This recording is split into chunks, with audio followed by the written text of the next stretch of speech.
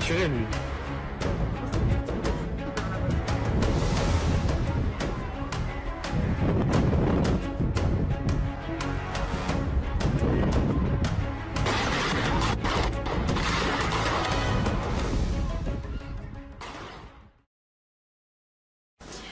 Bonsoir, bienvenue dans Politique Week-end. Voici le sommaire.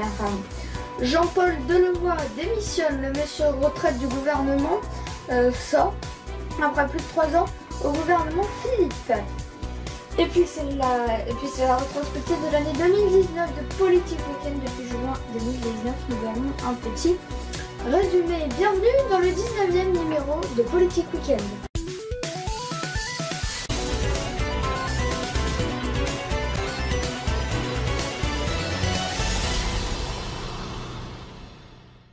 Après plusieurs jours de polémique, le haut-commissaire aux retraites Jean-Paul Delevoye a finalement remis sa démission au président de la République, qu'il accepte avec regret lundi 16 décembre, fragilisé par des soupçons d'intérêt, de conflit d'intérêts.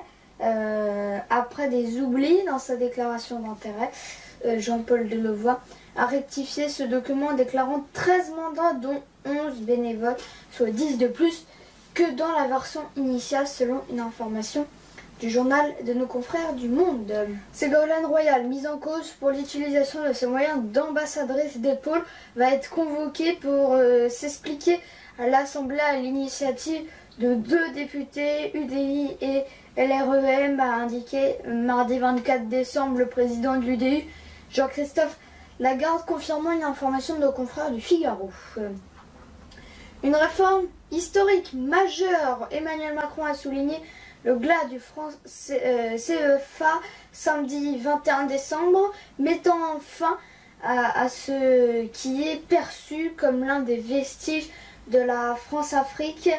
À Abidjan, le président de la République s'est posé en défenseur d'une relation décomplexée de la France avec l'Afrique, appelant à bâtir une nouvelle page après, après la colonisation qui fut une faute de la République. Alors cette monnaie utilisée dans 8 pays d'Afrique de l'Ouest depuis 1945 sera remplacée par l'éco dès 2020. Objectif démasquer les critiques selon lesquelles la France continue de dicter ses décisions via cette monnaie.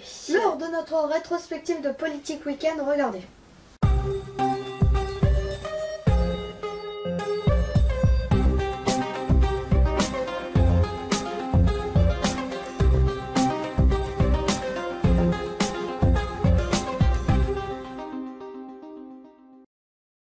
On commence avec les élections européennes 2019 qui ont été le premier sujet de Politique Week-end.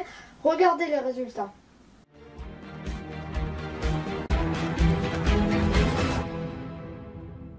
Il est temps maintenant de vous dévoiler les résultats de cette élection européenne. Reportage et infographie signé Léandre Patron. Et d'après des estimations, et là pour BFM TV à 20h, le Rassemblement National est premier avec 24,2%, suivi de la République En Marche, le parti d'Emmanuel Macron, et le MoDem, 22,4%. Et ensuite, en troisième position et en très large tête par rapport aux autres partis, il y a le parti Europe Écologie Les Verts. C'est vraiment une très grande surprise pour Yannick Jadot. Une longue bataille également pour l'Algérie après ce report de l'élection qui a eu finalement lieu le jeudi 12 décembre dernier. La présidentielle algérienne de 2019 sera donc reportée, faute de candidats. Ce samedi à minuit, c'était la date limite pour présenter une candidature. Et il n'y en a eu aucune. Le Conseil constitutionnel a déclaré que cette situation était inédite. Les époux Balkany ont été jugés le 13 juin pour blanchiment d'argent et fraude fiscale. On en a parlé dans Politique Week-end avec Alain Larouez, comme le G7 à Biarritz fin août dernier. L'affaire de Rugy qui a coûté à François de Rugy de démissionner de son poste suite à l'affaire d'un dîner de luxe. On en parlait début juillet dans Politique Week-end. Les GAFA, évidemment, avec des tensions pour Google, Amazon, Facebook et Apple. Le Brexit repoussé encore une fois, on pourrait dire.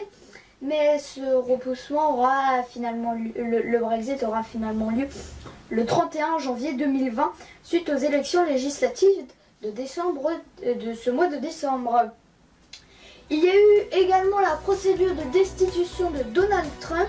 D'autres sujets de politique le week-end que vous avez pu suivre cette année sur Et également c'est la fin de ce 19e numéro de Politique Week-end. J'étais très ravie de le présenter. L'info continue sur notre site internet, sur le site infotv.fr.nf et sur notre compte Twitter et Instagram @groupe_infotv. Je vous retrouve au mois de janvier pour un nouveau numéro d'Info Mag. Très belle soirée à toutes et à tous et à très bientôt sur Info TV.